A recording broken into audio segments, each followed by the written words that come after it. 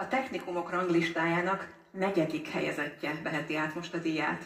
Nyilván észrevették, hogy a díjátadókat tudatosan kértük fel, olyan személyiségeket is invitáltunk, akik kötődnek a technikumok városaihoz. Így lesz ez most is.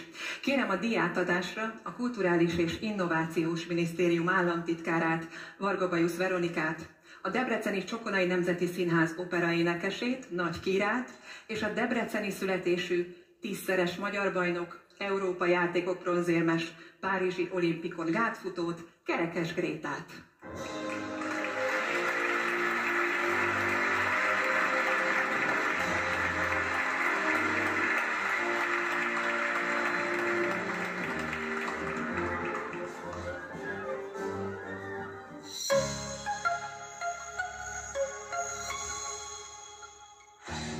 Van egy iskola Debrecen szívében, amely arra hivatott, hogy felkészítse diákjait a sikeres karrierre a közgazdaság és turizmus világában. Modern oktatás, inspiráló környezet, elhivatott tanárok és gyakorlatias tudás.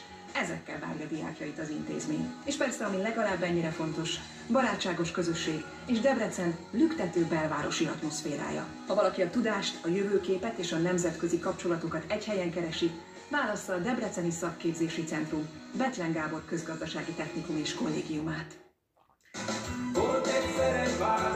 Kérjük a debreceni iskola delegációját, fáradjanak fel a színpadra.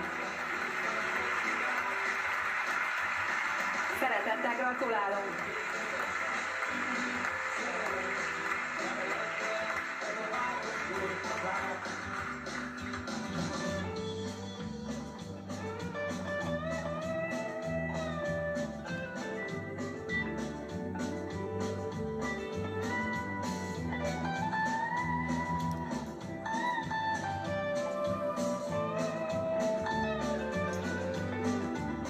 Gratulálunk még egyszer, most pedig megkérem az iskola tanulóit, hogy mondják el köszönő beszédüket.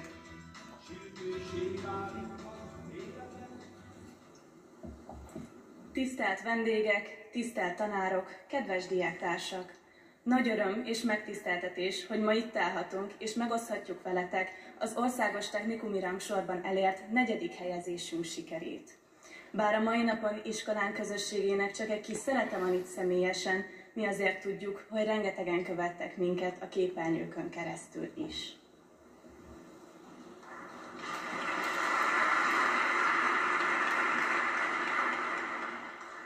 Ez a díj minden betlenesé.